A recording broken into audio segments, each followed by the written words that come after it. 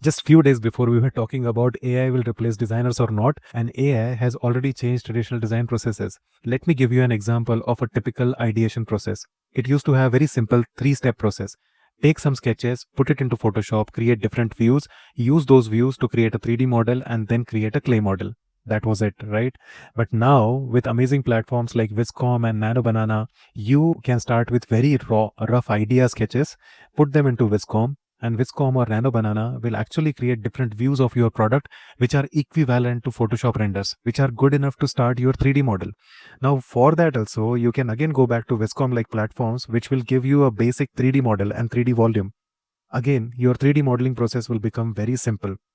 Take that 3D model, and instead of going directly to the clay model, you can put it into VR model using Gravity Sketch. There you can simulate the real-time simulation of your project and get the understanding of what needs to be refined there. You can again go back to 3D, refine it, come back to VR, and through that process, you can actually skip the clay modeling stage. Many industries are already following this process. I always loved clay modeling, but seems like clay also will become extinct like marker renderings. It's a little sad, but